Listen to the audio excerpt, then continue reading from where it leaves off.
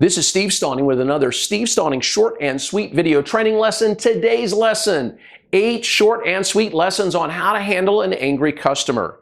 Now, this video describes the short and sweet methods that you can use to handle any angry customer in a way that either diffuses the situation or at the very least moves the customer's focus away from you and onto the real issues at hand. Let's get started. Lesson number 1 in diffusing any angry customer in any situation is to never get involved in one in the first place.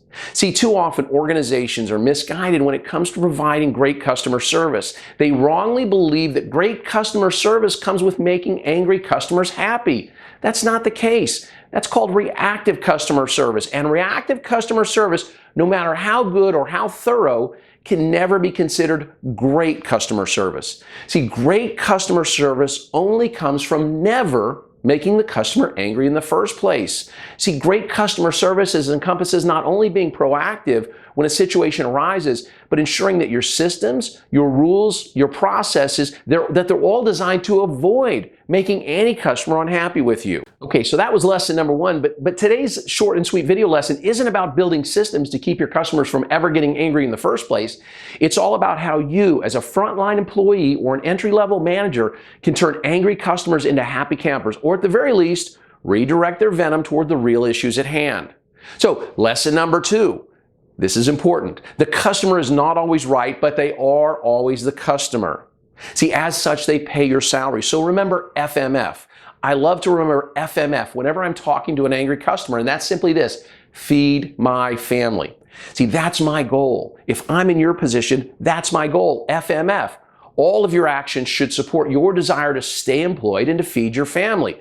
See, the customer is not always right, but they are always the customer. Of course, I'm assuming that you have a goal to stay gainfully employed as you work to diffuse customer service issues. If that's not the case, if you don't care if you lose this job or not, then there's no reason for you to watch the rest of this video series. Feel free to shut it off now, okay? Curse at the customer, hang up the phone, grab your coat, head on home, have a beer, all right? My goal is FMF. I want to feed my family. So if you're still watching, it means you want to stay employed, at least for now. So let's look at how the FMF concept works in real life by looking at a fairly typical situation, one that I've actually personally witnessed more than a dozen times. A customer calls. Let's say they're complaining about something. In this case, let's say it's a charge on their cell phone bill for something that their 7-year-old actually did when he got a hold of dad's phone, okay? The customer claims no one ordered the product or service, but you have proof, right? You're the cell phone company. You know that they added that. So you know that the order came from their phone, and because of GPS, you actually have the exact time and the GPS coordinates to prove that it was while the phone was sitting in the customer's house. In other words, the customer is wrong. Now, what is lesson 2? Lesson 2 is this: the customer is not always right, but they are always the customer.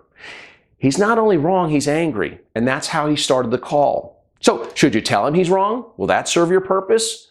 See, if your goal is to stay gainfully employed, it won't. But if your goal is to make him madder than he already is, then go ahead, tell him he's wrong. Give him all the facts, show him all the reasons that he's wrong. See, my goal is FMF, feed my family. If that's your goal, then you should work to diffuse the situation without angering the customer further, despite the fact that this customer is wrong. Because remember, the customer is not always right, but they are always the customer. So, what can we do in this situation? Well, that's lesson 3. See, lesson 3 is your job is not to point out where they're wrong. See, your job is often to let them vent and then assure them, if it's a true statement, that their concerns will be heard and that someone will be getting back to them shortly. Or, in the case of the cell phone charges or something similar, most organizations, maybe yours included, have policies in place that allow frontline employees to excuse these charges when it's a first-time complaint for a given customer. If this is the case in your company, it does you no good to say something idiotic like, "Well, Mr. Jones, we do know that the charges were made from your phone while it was located at your home address. However, we are willing to waive the charges this one time." What are you trying to prove? You're trying to prove you're right? You're trying to prove he's wrong? No, that's not our goal. Remember, the goal is feed my family, right? Remember that we're going to try to diffuse a situation that doesn't anger him any further. See, lesson 3 is your job is not to point out where the customer is wrong. Your job is to solve the issue. See, this type of statement is only going to enrage this already angry customer. Our goal is FMF, so let's not worry about who's right and who's wrong in this situation. You do not need this guy asking to speak to your supervisor or writing something about your company on social media. Just solve the issue and move on. And here's how. Mr. Jones, I see the charge here and I am removing it as we speak. You will see credit on your next bill. Is there anything else I can help you with? That's it. Something very simple like that. Okay, lesson number 4 to handle the angry customer, kill them with kindness. The angrier they get, the kinder, the quieter, and the gentler you become. This has been proven to diffuse even the angriest of customers. So, assuming you cannot solve their issue because of some internal policy, it's important to let them vent. Though it's equally important for you to become so sticky, sweet, nice that it actually hurts your teeth.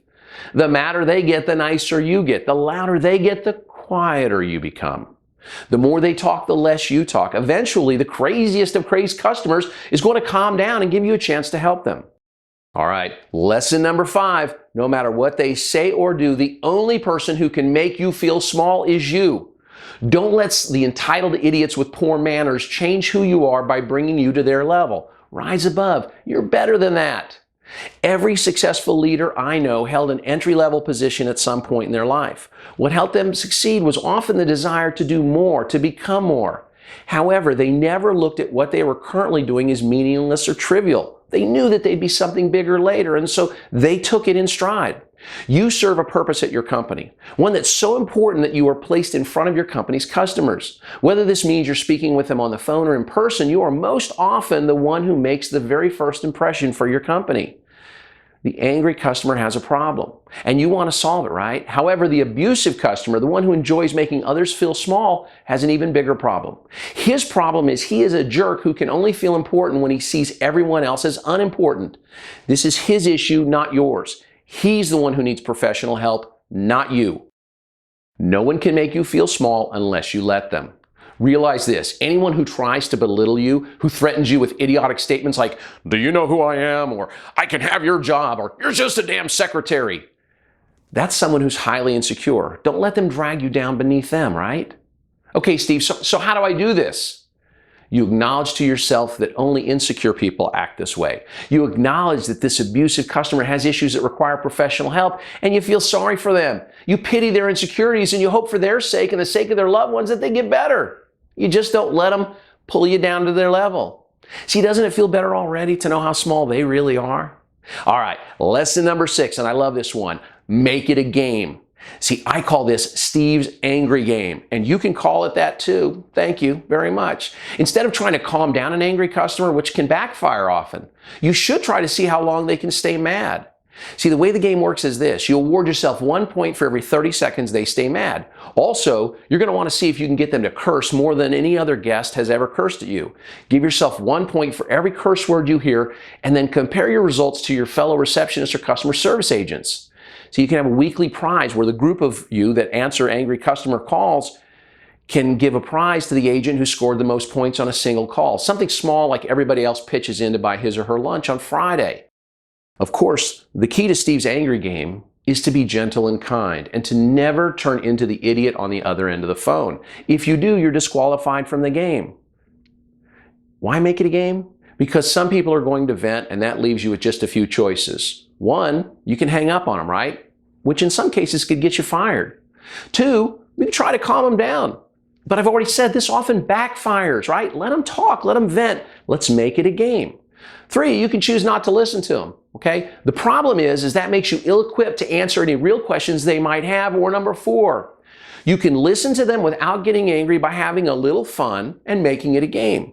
This way you keep your sanity and you might just earn a free lunch. As we learned in Steve's Angry Game, you want to let them vent, and that's lesson number 7. Just let the customer vent. Let them vent. Why do you feel you have to make your point? Why do you feel the need to defend yourself or your company in the face of an often irrational customer? It's idiotic, and it's guaranteed to make you the focus of their anger instead of the issue. What's most aggravating about those who feel they need to defend themselves is that they tend to do so when the customer's done venting, when the customer's ready to walk away or ready to move on or get off the phone. Let me give you a real-world example of this.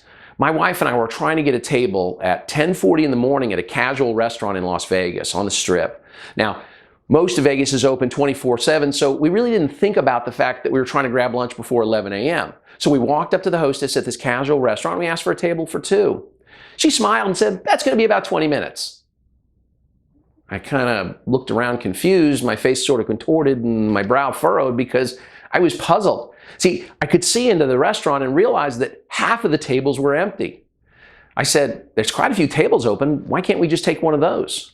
She said, "We're changing over from breakfast and we won't be serving lunch for about 20 minutes. Okay. I said, "So can we just take a table and have a couple of drinks while we wait?" "No, sir. We're changing over from breakfast and we won't be serving lunch for about 20 minutes. See, I'd actually heard that before, but she reiterated, "That's okay."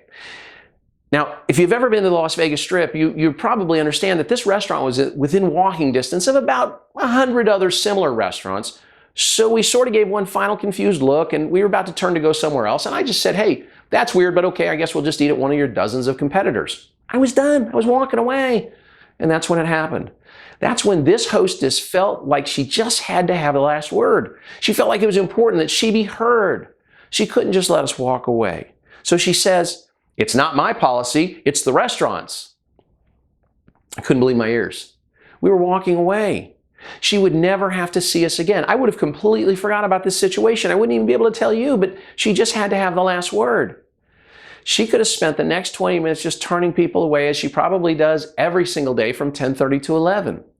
Now, while I still don't understand the restaurant's policy, I do understand and understood at that point that the hostess who was working at 10:40 in the morning wasn't the one setting the policy. I was never angry or unhappy with her. Heck, I wasn't angry with anyone. I was unhappy with her company because some unnamed idiot manager who had no concept of how to properly run a restaurant in the only city that truly never sleeps felt compelled to turn people away every day for 30 minutes. Now, because I'm a nice guy, I didn't lay into her. I didn't come unglued as so many others probably would. See, she got lucky that she didn't cause Mount Stauning to explode, as I'm sure even I would have been unkind in my criticism at that point. She should have just let them vent. See, that's lesson 7, let them vent. I get that there's a very basic human need that we need to be understood. That said, let me refer you back to lesson 2. The customer is not always right, but they are always the customer. There's no reason to try to prove you're right. Let me vent. Let me get the last word in. Whatever you do, don't be reactive or in defense of your company's position. And that brings us to the final lesson, lesson 8. Lesson number 8 is this: don't be defensive. See, all of your language should be proactive towards solving the issue, not reactive in defense of your position or your company's position. So let's look back at that Las Vegas restaurant example that I gave in lesson 7.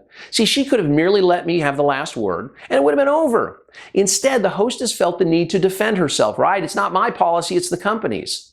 Additionally, instead of the "don't blame me" statement that she felt she needed to spout at the end, she could have easily used more proactive language like, "I'm sorry that we won't be able to serve you today, though rest assured you're not the only customer who's brought up this issue, and I'm going to make sure that my manager is aware that this policy is hurting our business." See, by saying what I just said, you can be both helpful and deflect the bad policy on someone else without sounding defensive.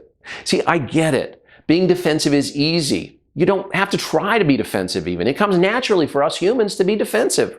What's hard is being proactive and using a proactive language that helps resolve negative situations more quickly. For example, instead of using reactive language like, "I'm doing everything I can to help you," try something that sounds more proactive like, "We will do everything we can to ensure this situation is resolved to your satisfaction." Another quick example of defensive reactionary speech is when you blame the customer with language like, "You failed to follow the directions provided." See, in these situations, in these cases, it's much better to say something like, "Let me take you through the steps necessary to whatever, get this done." That's it. 8 short and sweet lessons on how best to handle the angry customer. Now, if you're watching this on stevestauning.com and you have a specific customer service question you'd like me to address, please submit a comment below. If you're watching this on YouTube and you'd like to contact me, go to stevestauning.com, look for the tab that says Contact. Have a great day.